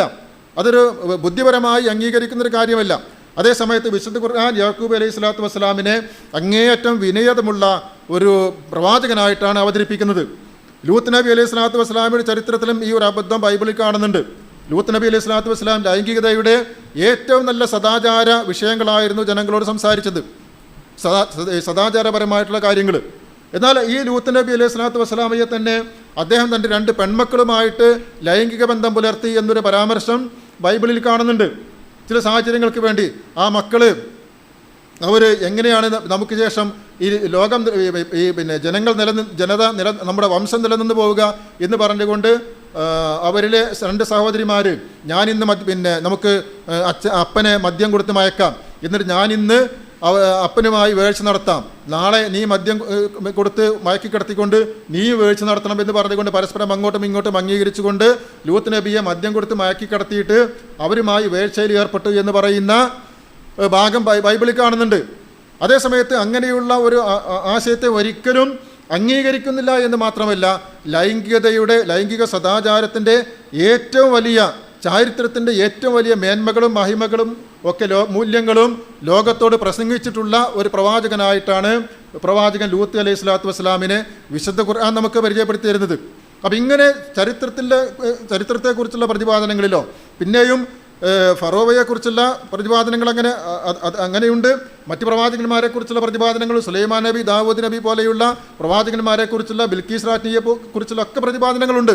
ഈ പ്രതിപാദനങ്ങളിൽ എവിടെയെങ്കിലും ഒന്ന് വിശുദ്ധ ഖുർആൻ പറയുന്നത് പോലെ എല്ലാ കാര്യങ്ങൾ എന്ന് പറയുവാൻ ലോകത്ത് ഇന്നേ വരെ ഒരു ചരിത്ര വിമർശകനും സാധ്യമായിട്ടില്ല എന്നതാണ് വസ്തുത. അപ്പോൾ അതുകൊണ്ട് വിശുദ്ധ ഖുർആനിനെ കുറിച്ചുള്ള ചരിത്രവും വിശുദ്ധ ഖുർആൻ ഉൾക്കൊള്ളുന്ന ചരിത്രവും ഖുർആനിൻ്റെ നിലനിൽപ്പിന് ഏറ്റവും അനിവാര്യമായ നന്മകൾ മാത്രം ഉൾക്കൊള്ളുന്ന, ശരികൾ മാത്രം ഉൾക്കൊള്ളുന്ന ഒരു സംഭവമായിട്ടാണ് നമുക്ക് മനസ്സിലാക്കുവാൻ സാധിക്കുന്നത്. അതുപോലെ ഇനി ഖുർആനിൻ്റെ മൂല്യങ്ങളെക്കുറിച്ച് പറഞ്ഞാലും അതുപോലെ തന്നെ ഞാൻ നേരത്തെ സൂചിപ്പിച്ചതുപോലെ ഈ ലോകം അവസാനിക്കുന്നത് വരെയും മനുഷ്യർക്ക് ജീവിക്കാൻ ആവശ്യമായിട്ടുള്ള മൂല്യങ്ങളാണ് വിശുദ്ധ ഖുർആൻ ഉൾക്കൊള്ളുന്നത്. ആ മൂല്യങ്ങളെ വിശുദ്ധ ഖുർആനിൽ നിന്ന് മാറ്റി നിർത്തിയാൽ പിന്നെ അങ്ങനെ ഗ്രന്ഥമില്ല. അതുകൊണ്ട് തന്നെ ഇതുപോലെ മനുഷ്യർക്ക് നന്മയുള്ളത്, മൂല്യങ്ങളുള്ളത് എന്ന് പറയുന്ന യഹ്ദീഹിം ഇലാ സിറാത്തി മുസ്തഖീം, എല്ലാ കാലത്തും മനുഷ്യരെ ശരിയായ മാർഗത്തിലേക്ക് നയിക്കും എന്ന് പറയുന്ന മറ്റൊരു ഗ്രന്ഥം, നയിക്കാൻ പര്യാപ്തമായിട്ടുള്ള മറ്റൊരു ഗ്രന്ഥം ലോകത്തില്ല. നമ്മൾ ആലോചിച്ച് നോക്കൂ, ഇപ്പോൾ കഴിഞ്ഞ നൂറ്റാണ്ടിൽ എത്രമാത്രം വലിയൊരു വിപ്ലവമായിട്ടാണ് മൂലധനവും മറ്റുമൊക്കെ നമ്മുടെ മുന്നിൽ ജനങ്ങളുടെ മുമ്പിലേക്ക് വന്നത്. എന്നാൽ ഇന്ന് അതിൻ്റെ പ്രസക്തി എന്താണ്? കമ്മ്യൂണിസ്റ്റ് മാനിഫെസ്റ്റോയും മൂലധനം എന്ന ആ കൃതിയൊക്കെ ഉണ്ടല്ലോ, അത് തൊഴിലാളി സർവാധിപത്യത്തിനും തൊഴിലാളികളുടെ മോചനത്തിനുമൊക്കെ വേണ്ടി വാദിച്ചിരുന്ന ആ ഒരു ഗ്രന്ഥത്തിൻ്റെ അതിൽ നിന്ന് ലക്ഷക്കണക്കിന് അനുയായികളുണ്ടായി, വിപ്ലവമുണ്ടായി. അതുകൊണ്ട് വിപ്ലവങ്ങളുണ്ടായി ലോകത്തൊക്കെ. നാടുകൾ മാറി, ഭരണങ്ങൾ മറിച്ചിടപ്പെട്ടു, ലോകത്ത് മാറ്റങ്ങളുണ്ടായി. പക്ഷേ ഇന്ന് ആ ഒരു ഗ്രന്ഥം എവിടെ എത്തി നിൽക്കുന്നു എന്ന് ചോദിച്ചാൽ ഇന്നത് പഠിക്കാൻ ആളുണ്ടോ, അത് സ്വീകരിക്കാൻ ആളുണ്ടോ? അപ്പം അത്രയും വലിയൊരു മാറ്റം സ്വപ്നം കണ്ട ഇനി നാളെയുടെ ലോകമെന്ന് പറയുന്നത് ഈ ഒരു ഗ്രന്ഥത്തിൻ്റെ ലോകമായിരിക്കുമെന്ന് ഉച്ചത്തിൽ പറഞ്ഞവരാണ്. പക്ഷേ ആ ഒരു ഗ്രന്ഥത്തിൻ്റെ ഗതി ഇന്നെന്താണ്? ഇന്ന് അതിൻ്റെ സ്വന്തം ആളുകളെന്ന് പറയുന്നവർ പോലും അത് പഠിക്കുകയോ അത് അംഗീകരിക്കുകയോ ചെയ്യുന്നില്ല. പക്ഷേ ആ പാർട്ടി നിലനിൽക്കുന്നു, അവരൊരു വഴിക്ക് അതങ്ങനെ കൊണ്ടുപോകുന്നു എന്ന് മാത്രമേ ഉള്ളൂ. ആ ഗ്രന്ഥവും അവരും തമ്മിലുള്ള ബന്ധം എന്നോ നഷ്ടപ്പെട്ടു പോയിട്ടുണ്ട്. അപ്പോൾ മിക്കവാറും എല്ലാ ഗ്രന്ഥങ്ങളുടെയും സ്ഥിതി തന്നെയാണ്. ഒരു നിശ്ചിത കാലയളവ്, ഒരു നൂറ്റാണ്ടോ അതിനപ്പുറമൊന്നും ജീവിക്കാൻ മറ്റു ഗ്രന്ഥങ്ങൾക്ക് സാധ്യമല്ല. എന്നാൽ വിശുദ്ധ ഖുർആനെ സംബന്ധിച്ചിടത്തോളം അതിൻ്റെ മൂല്യങ്ങൾ ഏതെങ്കിലും ഒരു ദിവസത്തിലോ ഏതെങ്കിലും ഒരു കാലത്തോ പറഞ്ഞ് അവസാനിപ്പിക്കാൻ പറ്റിയ കാര്യങ്ങളല്ല. അത് മാത്രമേ ആ കാലത്ത് മാത്രമേ ബാധകമാകൂ എന്ന് പറഞ്ഞ് അവസാനിപ്പിക്കാവുന്ന കാര്യങ്ങളല്ല. അപ്പോൾ നമ്മളൊക്കെ ഈ ലിബറലിസമൊക്കെ വരുമ്പോൾ ഇപ്പോഴും നമ്മൾ അതിനെതിരിൽ ഈ ഒരു ഗ്രന്ഥം ഉയർത്തിപ്പിടിച്ചുകൊണ്ടാണല്ലോ മുന്നോട്ട് വരുന്നത്. അത് ആ ലിബറലിസത്തിൽ പറയുന്ന അതിൻ്റെ പ്രചാരകർ പറയുന്നത് പോലെയുള്ള സ്വാതന്ത്ര്യം എന്നുള്ള ഒരു ചിന്ത ഇവിടെ ലോകത്ത് നടപ്പായി കഴിഞ്ഞാൽ അതെല്ലാ തരത്തിലുള്ള വ്യവസ്ഥകളെയും, മാനുഷികമായിട്ടുള്ള എല്ലാ മൂല്യങ്ങളെയും, എല്ലാ തരത്തിലുള്ള വ്യവസ്ഥകളെയും അത് നശിപ്പിക്കുമെന്ന് നമ്മൾ എടുത്തു പറയുന്നത് ഈ വിശുദ്ധ ഖുർആൻ എടുത്ത് കാണിച്ചുകൊണ്ടാണ്. കാരണം ഖുർആനിലാണ് അങ്ങനെയുള്ള മൂല്യങ്ങളെക്കുറിച്ച് പറഞ്ഞിട്ടുള്ളത്. മാനുഷിക ബന്ധങ്ങൾ നിലനിൽക്കണമെന്നുള്ള മഹത്തായ മൂല്യത്തെ വിശുദ്ധ ഖുർആനാണ് ഏറ്റവും ശക്തമായിട്ട് ഉദ്ഘോഷിക്കുന്നത്. അതുപോലെ ലൈംഗിക സദാചാരങ്ങൾ നിലനിൽക്കണം എന്ന് പറയുന്നത് വിശുദ്ധ ഖുർആനാണ്. ആ മൂല്യങ്ങളെ ഉയർത്തി കാണിച്ചുകൊണ്ടാണ് നമ്മൾ ഈ വക വാദങ്ങളെ പ്രതിരോധിക്കുന്നത്. അപ്പോൾ എല്ലാ കാലത്തേക്കും നിലനിൽക്കാൻ ആവശ്യമായിട്ടുള്ള ആളുകൾക്ക് സ്വത്ത് വേണം. ആ സ്വത്തുക്കൾ പരസ്പരം കുടുംബങ്ങളിലൂടെ കൈമാറ്റം ചെയ്തു പോകണം. അതിനുള്ള നിയമങ്ങൾ, ഇവിടെ വ്യാപാരങ്ങൾ നടക്കണം. വ്യാപാരങ്ങൾ നടക്കുമ്പോൾ സാമ്പത്തികമായിട്ടുള്ള ക്രയവിക്രയങ്ങളിൽ ആവശ്യമായ നിയമങ്ങൾ വേണം. അതിനുള്ള നിയമങ്ങൾ, അങ്ങനെ എല്ലാ തരത്തിലുള്ള നിയമങ്ങളുടെയും ആവശ്യമായിട്ടുള്ള സത്തുകൾ, എസൻസുകൾ വിശുദ്ധ ഖുർആൻ പറഞ്ഞു വെച്ചിട്ടുണ്ട്. ഇനി അതിൽ നിന്ന് നമുക്ക് ഡെവലപ്പ് ചെയ്ത് മുന്നോട്ട് കൊണ്ടുപോകുക മാത്രമേ വേണ്ടുള്ളൂ. അപ്പോൾ എല്ലാ തരത്തിലുള്ള ഈ ലോകാവസാനം വരെയുമുള്ള മനുഷ്യർക്ക് മുഴുവൻ ജീവിക്കാവുന്ന എല്ലാ മൂല്യങ്ങളെയും വിശുദ്ധ ഖുർആൻ ഉൾക്കൊണ്ടിട്ടുണ്ട് എന്നതാണ്. ഒന്നും അതിൽ നിന്ന് ഒഴിവാക്കപ്പെട്ടിട്ടില്ല. പ്രവാചകൻ സല്ലല്ലാഹു അലൈഹി വസല്ലം പറഞ്ഞതുപോലെ ഈ ജനങ്ങളെ നന്മയിലേക്ക് അടുപ്പിക്കുന്ന, അതുവഴി സ്വർഗത്തിലേക്ക് അടുപ്പിക്കുന്നതും തിന്മയിലൂടെ നരകത്തിലേക്ക് കൊണ്ടുപോകുന്നതുമായ കാര്യങ്ങൾ എന്തെങ്കിലും ഉണ്ടെങ്കിൽ ഞാൻ നന്മയിലേക്ക് പ്രോത്സാഹനം നൽകുകയും തിന്മയിൽ നിന്ന് അവരെ അകറ്റുകയും ചെയ്യുന്ന കാര്യങ്ങളെക്കുറിച്ച് ഞാൻ പറഞ്ഞു തരാതെ പോയിട്ടില്ല എന്ന് പ്രവാചകൻ പറയുണ്ടായി. അപ്പോൾ ആ കാര്യങ്ങൾ ലോകത്തിൻ്റെ അവസാനം വരെയും ആ മൂല്യങ്ങൾ അതേപോലെ തന്നെ നിലനിന്ന് പോകണം. അതാണ് വിശുദ്ധ ഖുർആനിൻ്റെ ഏറ്റവും വലിയ പ്രത്യേകത. ഖുർആനിൻ്റെ പ്രത്യേകത അതിൻ്റെ മൂല്യങ്ങളാണ്. ആ മൂല്യങ്ങളെ സ്ഥാപിക്കുവാനാണ് വിശുദ്ധ ഖുർആനിൽ മറ്റു ചില ആശയങ്ങളെ കൊണ്ടുവന്നിട്ടുള്ളത്. ആ മൂല്യങ്ങളെ സ്ഥാപിച്ചു നിർത്തുവാൻ. അപ്പോൾ അതിൻ്റെ ഏറ്റവും പ്രധാനപ്പെട്ട ഘടകങ്ങളായ മൂല്യങ്ങളുടെ ഏറ്റവും പ്രധാനപ്പെട്ട ഘടകങ്ങളായ തൗഹീദ്, റിസാലത്ത്, ആഖിറത്ത്, ഇങ്ങനെയുള്ള ഏറ്റവും പ്രധാനപ്പെട്ട ചില വിഷയങ്ങൾ, ആ വിഷയങ്ങൾ എന്നെന്നും നിലനിൽക്കുക തന്നെ വേണം. ആ വിഷയങ്ങൾ ലോകത്തിൻ്റെ അവസാനം വരെയും നിലനിൽക്കാൻ ആവശ്യമായ ചില ചിന്തകൾ കൂടി നൽകിക്കൊണ്ടാണ് ഖുർആനിൻ്റെ പര്യവസാനം ഉണ്ടായിട്ടുള്ളത്. ഈ ചിന്തകൾ നിലനിൽക്കുവാൻ ആവശ്യമായ ഒരുപാട് സംഗതികൾ, അത് പ്രധാനമായും ആ കാര്യങ്ങളൊക്കെ ഖുർആൻ അവതരിപ്പിച്ചത് ഇന്ന് നമ്മൾ പറയുന്ന ശാസ്ത്രം എന്ന് പറയുന്ന വിഷയങ്ങളുമായി ബന്ധപ്പെടുത്തിക്കൊണ്ടാണ്. ആ പറയുന്ന കാര്യങ്ങൾ മുഴുവനും ഇപ്പോൾ ഭ്രൂണാവസ്ഥയിലുള്ള കുഞ്ഞിൻ്റെ വളർച്ചയെക്കുറിച്ച് പറയുന്നിടത്താണെങ്കിലും ശരി, പ്രപഞ്ച സൃഷ്ടിപ്പിൻ്റെ ഘട്ടങ്ങളെക്കുറിച്ച് പറയുന്നിടത്താണെങ്കിലും ശരി, അതുപോലെ സമുദ്രത്തിൻ്റെ ആഴിയിലുള്ള രഹസ്യങ്ങളെക്കുറിച്ച് പറയുന്നിടത്താണെങ്കിലും ശരി, ഇങ്ങനെയുള്ള ഏതൊക്കെ വിഷയങ്ങളുണ്ടോ ആ വിഷയങ്ങളൊക്കെ പറയുന്നത് ഒന്നുകിൽ തൗഹീദുമായി ബന്ധപ്പെടുത്തിയിട്ട് അള്ളാഹുവിൻ്റെ ഉലൂഹിയത്ത്, റുബൂബിയത്ത് ഇതെല്ലാം സ്ഥാപിക്കാനായിട്ട്, അതല്ലെങ്കിൽ പ്രവാചകൻ സല്ലല്ലാഹു അലൈഹി വസല്ലമയുടെ പ്രവാചകത്വം സ്ഥാപിക്കാനായിട്ട്, അല്ലെങ്കിൽ ആഖിറത്തിനെ കുറിച്ച് സ്ഥാപിക്കാനായിട്ട്. നിങ്ങൾ സൂറത്തിൽ അമ്മ എടുത്ത് പരിശോധിച്ച് നോക്കൂ, ഒരുപാട് സംഗതികൾ. അലം നജ്അലിൽ അർള മിഹാദ, ഈ ഒരു ഭൂമിയെ ഒരു വിരിപ്പാക്കി തന്നില്ലേ എന്ന് ചോദിക്കുന്നുണ്ട്. അത് നമുക്കറിയാവുന്നൊരു സംഗതിയാണത്. എങ്ങനെയാണ് ഈ ഭൂമി ഒരു വിരിപ്പായതെന്ന് അത് വിശദീകരിക്കുന്നില്ല. അതുപോലെ വൽ ജിബാല ഔത്താദ, ഇതൊക്കെ നമ്മൾ കേട്ടതാണ്. പർവ്വതങ്ങൾ ആണികളാക്കി തന്നില്ലേ എന്ന് ചോദിക്കുന്നുണ്ട്. ആകാശത്ത് നിന്ന് മാവുൻ സജ്ജാജ്, കുത്തിച്ചെറിയുന്ന മഴ ഇറക്കി തന്നില്ലേ എന്ന് ചോദിക്കുന്നുണ്ട്. ഒരു കത്തിച്ചൊലിക്കുന്ന ഒരു സൂര്യനെ നിങ്ങൾക്കുണ്ടാക്കി തന്നില്ലേ എന്ന് ചോദിക്കുന്നുണ്ട്. ഇതൊക്കെ അല്ലാഹു സുബ്ഹാനഹു വ തആല പറഞ്ഞിട്ട് ഇതൊക്കെ നിങ്ങൾക്കുണ്ട്, ഇതൊക്കെ പ്രപഞ്ചത്തിൽ നിങ്ങൾ കാണുന്ന യാഥാർത്ഥ്യമല്ലേ, ഇതിനെക്കുറിച്ചൊക്കെ നിങ്ങൾക്ക് പഠിച്ച് മനസ്സിലാക്കാൻ കഴിയുന്ന യാഥാർത്ഥ്യമല്ലേ, ഇതൊക്കെ ഉള്ളതല്ലേ, നിങ്ങൾ അനുഭവിക്കുന്നതല്ലേ, എങ്കിൽ ഇതൊക്കെ ചെയ്തത് ഒരു ശക്തിയുണ്ടെങ്കിൽ ഇന്ന യൗമൽ ഫസ്ലി കാന മീഖാത, തീർച്ചയായും യൗമുൽ ഫസ്ൽ അതുണ്ടാവുക തന്നെ ചെയ്യും എന്നാണ്. അപ്പോൾ നമ്മൾ ഈ ഭൂമി നമുക്ക് എത്രമാത്രം അതിലെ സുഖങ്ങൾ എത്രമാത്രം നമ്മൾ അനുഭവിക്കുന്നു, സൂര്യനിൽ നിന്ന് ഊർജ്ജം നമ്മൾ എത്രമാത്രം സ്വീകരിക്കുന്നു, അതുപോലെ ഭൂമി ഒരു കളിത്തൊട്ടിൽ പോലെ നമുക്ക് എത്രമാത്രം അനുഭവപ്പെടുന്നു, നമുക്ക് ഉറക്കം, ഉണർവ് ഇതെല്ലാം എങ്ങനെ ലഭിക്കുന്നു, ഇങ്ങനെയുള്ള ഒരുപാട് അനുഗ്രഹങ്ങൾ പറഞ്ഞുകൊണ്ട് ഇതിലൊക്കെ ശാസ്ത്രീയത ഇതിലൊക്കെ നിറഞ്ഞു നിൽക്കുന്നുണ്ട്. എല്ലാവർക്കും അറിയാവുന്നതാണ്. പക്ഷേ ഇതൊക്കെ പറഞ്ഞുകൊണ്ട് ശാസ്ത്രം പഠിപ്പിക്കുക എന്നതിനേക്കാൾ അപ്പുറം ഖുർആൻ അതിൽ ഉപയോഗിക്കുന്നതിനാണ് ഇന്ന യൗമൽ ഫസ്ലി കാന മീഖാത എന്ന് പറയുന്നതിനാണ്. യൗമുൽ ഫസ്ൽ അത് വരിക തന്നെ ചെയ്യും എന്ന് പറയുന്നതിനാണ്. അപ്പോൾ നമുക്കറിയാമല്ലോ, പിന്നെ നമ്മുടെ നാട്ടിലൊക്കെ ഒരു പഴഞ്ചൻ വിശ്വാസമുണ്ടായിരുന്നു. ഈ പെൺകുട്ടികൾ ജനിക്കാൻ കാരണം അത് സ്ത്രീകളുടെ പ്രസവിക്കുന്ന അമ്മമാരുടെ ഒരു വൈകല്യമാണ്. ചില സ്ത്രീകൾക്ക് പെൺകുഞ്ഞുങ്ങളെ ഉണ്ടാവുള്ളൂ, അത് അവരുടെ ഒരു വൈകല്യമാണെന്നുള്ളൊരു തോന്നൽ നമ്മുടെയൊക്കെ നാട്ടിൽ ഈ അടുത്ത കാലം വരെ ഉണ്ടായിരുന്നു. എന്നാൽ വിശുദ്ധ ഖുർആന് അങ്ങനെയല്ല. അത് രണ്ടും ആണാണോ പെണ്ണാണോ എന്നത് അത് രണ്ടും പുരുഷനുമായി ബന്ധപ്പെട്ട കാര്യമാണെന്നുള്ളത് വളരെ നേരത്തെ തന്നെ പറഞ്ഞു വെച്ചിട്ടുണ്ട്. വളരെ നേരത്തെ തന്നെ ഖുർആൻ ഇറങ്ങിയ കാലത്ത് തന്നെ അത് പറഞ്ഞു വെച്ചിട്ടുണ്ട്. നിങ്ങൾ ആണിൽ നിന്നും ആണുകളും പുരുഷന്മാരും സ്ത്രീകളുമായി നമ്മൾ സൃഷ്ടിച്ചു എന്ന് പറയുന്ന സൂറത്ത് നജ്മിലുള്ള ഒരായത്തുണ്ട്. നിങ്ങളെ അത് എന്ത് പറയുന്നുണ്ട്? മിൻ നുത്ഫത്തിൻ ഇദാ തുംന, സ്രവിക്കപ്പെടുന്ന ഇന്ദ്രിയ തുള്ളിയിൽ നിന്ന്, ഇന്ദ്രിയത്തിൻ്റെ കണത്തിൽ നിന്ന് നിങ്ങളെ സൃഷ്ടിക്കുന്നു. എങ്ങനെ സൃഷ്ടിക്കുന്നു? ആണായും പെണ്ണായും സൃഷ്ടിക്കുന്നു. അപ്പോൾ ആണിനെയും പെണ്ണിനെയും സൃഷ്ടിക്കുന്നത് നേരത്തെയൊക്കെ സൃഷ്ടിപ്പിനെ കുറിച്ച് പറഞ്ഞിടത്തൊക്കെ ആണിൽ നിന്നും പെണ്ണിൽ നിന്നും ഒരു പുതിയ സൃഷ്ടി ഉണ്ടാകുന്നു എന്നാണ് പറഞ്ഞത്. ഇവിടെ ആണിനെയും പെണ്ണിനെയും സൃഷ്ടിക്കുന്നു. എന്തിൽ നിന്ന്? മിൻ നുത്ഫത്തിൽ നിന്ന് സൃഷ്ടിക്കുന്നു. ഇദാ തുംന, സ്രവിക്കപ്പെടുന്ന ഇന്ദ്രിയ തുള്ളിയിൽ നിന്ന്. അപ്പോൾ പുരുഷൻ്റെ ഇന്ദ്രിയത്തിൽ നിന്നാണ്, അതിൽ നിന്നുള്ള ബീജങ്ങളാണ് ഈ സ്ത്രീയും പുരുഷനുമായി വേർതിരിക്കുന്ന ക്രോമസോമുകളുടെ വിന്യാസങ്ങളെക്കുറിച്ച് നമുക്കറിയാം. XY ക്രോമസോമുകളുടെ വിന്യാസങ്ങളെക്കുറിച്ച് നമുക്കറിയാം. അതുകൊണ്ട് ഞാനത് വിശദമായി പറയുന്നില്ല. ഈ രണ്ട് ക്രോമസോമുകളും ഉൾക്കൊള്ളുന്നത് പുരുഷനിലാണ്. സ്ത്രീയിലുള്ളത് XX ക്രോമസോമാണ്. അപ്പോൾ Xഉം Yയും ചേർന്ന് വരുമ്പോൾ ഒരു പുരുഷനുണ്ടാകുന്നു, Xഉം ചേർന്ന് വരുമ്പോൾ സ്ത്രീ ഉണ്ടാകുന്നു. ഇതാണ് അതിൻ്റെ സയൻസ്. അപ്പോൾ ഈ ഒരു വസ്തുത വളരെ നേരത്തെ തന്നെ ഖുർആൻ പറഞ്ഞു വെച്ചിട്ടുണ്ട്. എന്നിട്ട് അതിൻ്റെ തുടർച്ചയായിട്ട് പറയുന്ന ആ സംഗതിയിലേക്കാണ്, അതാണ് നമുക്ക് ഏറ്റവും സവിശേഷമായ ശ്രദ്ധ നൽകേണ്ട ഒരു സംഗതി. അതാണ് മിൻ നുത്ഫത്തിൻ ഇദാ തുംന വ അന്ന അലൈഹി നസ്അത്തുൽ ഉഖ്റ. ആ അള്ളാഹു തന്നെ വീണ്ടും ഒരിക്കൽ കൂടി അതിനെ പുനഃസൃഷ്ടിക്കും എന്നാണ്. അപ്പോൾ ഇത്രയും വ്യക്തമായിട്ട് ഒരു ശാസ്ത്രമായി ബന്ധപ്പെട്ടൊരു സംഗതി, വളരെ ശാസ്ത്രീയമായ ഒരു സംഗതി പറഞ്ഞു വെച്ചിട്ട് ഖുർആൻ പറയുന്നത് വ അന്ന അലൈഹി നസ്അത്തുൽ ഉഖ്റ, അടുത്ത ഒരു ഘട്ടവും അടുത്ത ഒരു ജന്മവും ഒരു പുനർജന്മവും ആ അള്ളാഹു സുബ്ഹാനഹു വ തആല നിശ്ചയിച്ചു വെച്ചിട്ടുണ്ട് എന്നതാണ്. ഇങ്ങനെ ശാസ്ത്രവുമായി ബന്ധപ്പെട്ട എല്ലാ സംഗതികളെയും വിശുദ്ധ ഖുർആൻ കൊണ്ടുപോകുന്നത് ആ ഒരു വിഷയത്തിലേക്ക് തന്നെയാണ്.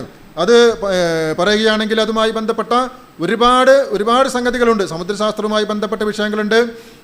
അതുപോലെ അപ്പോൾ നമുക്ക് സൂറത്ത് റഹ്മാൻ നമ്മൾ ഓതുമ്പോൾ കാണാൻ സാധിക്കും, അർ റഹ്മാൻ പരമകാരുണികനായ ദൈവം. അപ്പോൾ അള്ളാഹുവിൻ്റെ റഹ്മാൻ, ആ അള്ളാഹുവിൻ്റെ ആ റുബൂബിയത്തുമായി ബന്ധപ്പെട്ട അള്ളാഹുവിൻ്റെ ഒരു സിഫത്തിനെ അവിടെ സ്ഥാപിക്കാൻ വേണ്ടി പറഞ്ഞു വരുന്നൊരു സംഗതിയുണ്ട്. അർ റഹ്മാൻ അല്ലമൽ ഖുർആൻ എന്നിങ്ങനെ ഓതി വരുമ്പോൾ നമുക്ക് കാണാം, മറജൽ ബഹറൈനി യൽതഖിയാൻ ബൈനഹുമാ ബർസഖുൻ ലാ യബ്ഗിയാൻ.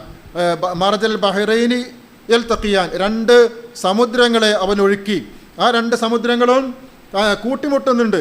എന്നാൽ ബൈനഹുമാ ബർസഖുൻ ലാ യബ്ഗിയാൻ, ഒന്ന് അങ്ങോട്ടും ഇങ്ങോട്ടും പരസ്പരം കലരാതിരിക്കാൻ തക്കമുള്ള ഒരു മറയും അതിനിടക്കുണ്ട് എന്ന് പറയുന്നുണ്ട്.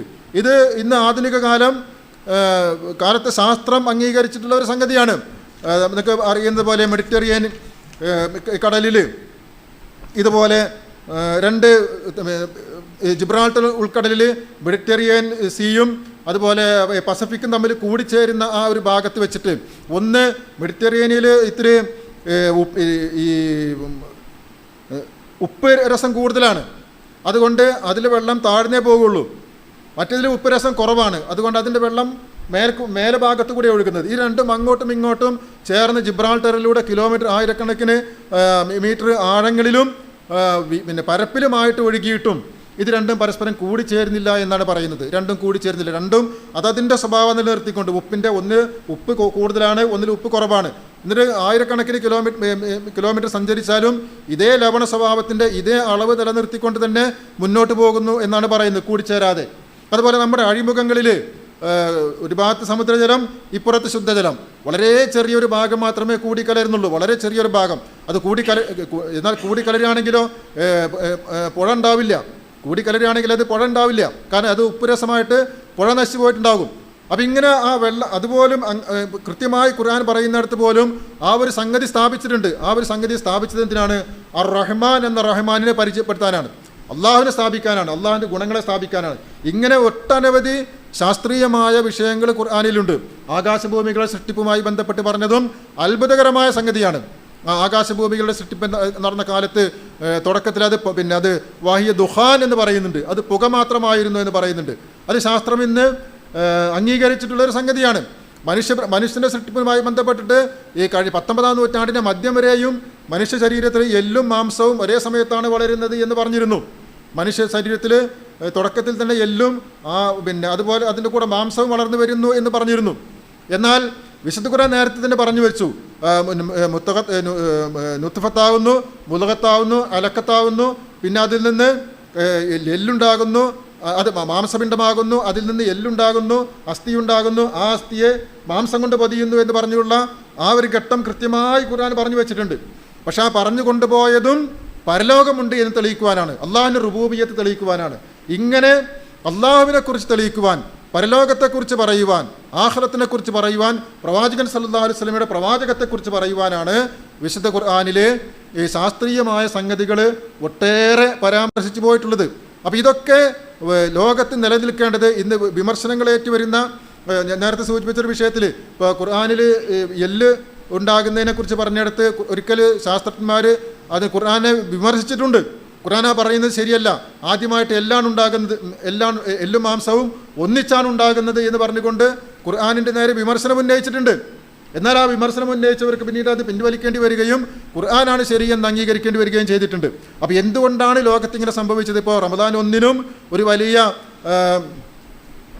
ഒരു ഡോക്ടർ, ഒരു സയൻറ്റിസ്റ്റ് ഇസ്ലാമിലേക്ക് കടന്നു വന്നിട്ടുണ്ട്. എന്തിനാണ് ഈ ശാസ്ത്രങ്ങളൊക്കെ ഖുർആനിൽ ഇങ്ങനെ നിലനിർത്തിക്കൊണ്ട് പോകുന്നത്? ഇത് സത്യമാണ് എന്നത് ലോകം അറിഞ്ഞുകൊണ്ടേയിരിക്കണം.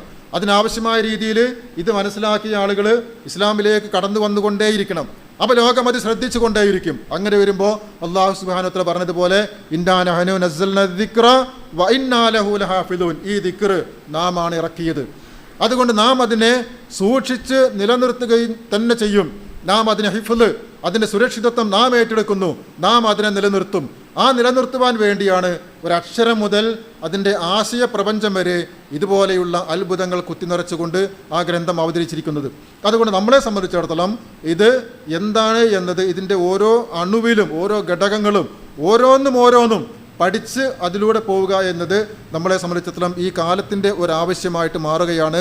അതിന് ഒരാവശ്യകതയുണ്ട് എന്ന് പറയാനുള്ള ചില സൂചനകൾ മാത്രമാണ് ഈ സന്ദർഭത്തിൽ ഞാൻ നൽകിയത്. ഞാനിവിടെ അവസാനിപ്പിക്കുകയാണ്. ഇത് കൂടുതൽ പഠിക്കണമെന്നും ഞാനും നിങ്ങളും ഈ വിഷയം കൂടുതൽ പഠിക്കണമെന്നും, എങ്കിൽ മാത്രമേ നമുക്ക് ഈ കാലത്ത് ലോകത്തോട് സംവദിക്കാൻ സാധ്യമാകൂ എന്നും ഈ സന്ദർഭത്തിൽ പ്രത്യേകമായിട്ട് പറയുന്നു. നമ്മുടെ മെസ്സേജ് എക്സിബിഷനിൽ നമ്മുടെ കുട്ടികളൊക്കെ അവതരിപ്പിച്ച ഒരുപാട് അത്ഭുതങ്ങളുണ്ടല്ലോ, ആ അത്ഭുതങ്ങളിൽ ചിലതൊക്കെ പറയണമെന്നുണ്ടായിരുന്നു. സമയം അനുവദിക്കാത്തത് കൊണ്ട് പറയുന്നില്ല. പ്രത്യേകിച്ചും ഈ വസ്സമായി വത്താരിഖ് വമാ അദ്റാക മത്താരിഖ് അൻ നജ്മു സാക്കിബ് എന്ന് പറയുന്ന ആ ഭാഗമൊക്കെ നമ്മളെപ്പോഴും ശ്രദ്ധിക്കേണ്ട കാര്യമാണ്. സ്പേസുമായി ബന്ധപ്പെട്ട സംഗതികളാണ്. ആ വാതിലിൽ ഇങ്ങനെ വന്ന് മുട്ടുന്ന ആ ഒരു ശബ്ദത്തെക്കുറിച്ച് പോലും, നക്ഷത്രത്തിൽ നിന്ന് വരുന്ന ആ ശബ്ദത്തെ വാതിലിൽ മുട്ടുന്ന ശബ്ദത്തോടാണ് ഖുർആൻ എടുത്തു പറഞ്ഞത്. അങ്ങനെയുള്ള നക്ഷത്രങ്ങളെക്കുറിച്ച് ആ ശബ്ദം പോലെ നമുക്ക് ആ കുട്ടികൾ കേൾപ്പിച്ചു തന്നുകൊണ്ട് ഖുർആനിൻ്റെ വിസ്മയത്തെ ഇപ്പോഴും സജീവമായി നിലനിർത്തുന്ന രീതിയിൽ അതിനെ മുന്നോട്ട് കൊണ്ടുപോകാൻ നമ്മുടെ ലോകത്തിന് ഇതാകുന്നുണ്ട്. അത് പഠിച്ചത് കൊണ്ടാണ് നമുക്ക് ആ വിഷയത്തിലേക്ക് കടന്നു വരാൻ സാധിക്കുന്നത്. ഇതുപോലെയുള്ള അനേകം ഗഹനമായ വിഷയങ്ങൾ ഈ കാര്യത്തിൽ നമുക്ക് മനസ്സിലാക്കാനുണ്ട്. നമ്മളെല്ലാവരും ശ്രമിക്കണം, മനസ്സിലാക്കുവാനായി പരമാവധി പഠിക്കണം, അത് ഉൾക്കൊള്ളണം, മറ്റുള്ളവർക്ക് പറഞ്ഞു കൊടുക്കാനായി ശ്രമിക്കണം. അല്ലാഹു സുബ്ഹാനഹു വ തആല നമുക്കതിന് എല്ലാ തരത്തിലുമുള്ള തൗഫീഖ് നൽകി അനുഗ്രഹിക്കുമാറാകട്ടെ. ചില സൂചനകൾ മാത്രമേ ഈ സന്ദർഭത്തിൽ നൽകാൻ നമുക്ക് കഴിഞ്ഞിട്ടുള്ളൂ, അത്രയേ സാധിക്കുള്ളൂ. അതുകൊണ്ട് പറഞ്ഞ കാര്യങ്ങൾ നമുക്ക് പഠിക്കാനുള്ളതാണ്. ആ കാര്യങ്ങളെക്കുറിച്ച് അതിവിശാലമായി തന്നെ നമ്മൾ ഗഹനമായി തന്നെ പഠിക്കുക. അത് ഭാഷാപരമായിട്ടാണെങ്കിലും അതിനപ്പുറമുള്ള വിഷയങ്ങളാണെങ്കിലും ഗഹനമായി തന്നെ പഠിക്കണം എന്ന് പറഞ്ഞുകൊണ്ട് ഞാൻ ഈ വാക്കുകൾ അവസാനിപ്പിക്കുകയാണ്. നിങ്ങൾക്കെല്ലാവർക്കും ഒരിക്കൽ കൂടി നന്ദി പറഞ്ഞുകൊണ്ടും അല്ലാഹു സുബ്ഹാനഹു വ തആല ഇങ്ങനെ ഒരു അവസരം നൽകിയതിന് ഉള്ള തൗഫീക്കിന് അവനോട് നന്ദി പറഞ്ഞുകൊണ്ടും നമുക്കെല്ലാവർക്കും അള്ളാഹുവിൻ്റെ ഖൈറ്, ബർക്കത്ത്, എല്ലാ തരത്തിലും നന്മകളും ഉണ്ടാകട്ടെ എന്ന് പ്രാർത്ഥിച്ചുകൊണ്ടും ഞാൻ അവസാനിപ്പിക്കുന്നു. വ ആഖിറു ദഅ്വാനാ അനിൽ ഹംദുലില്ലാഹി റബ്ബിൽ ആലമീൻ. അസ്സലാമു അലൈക്കും.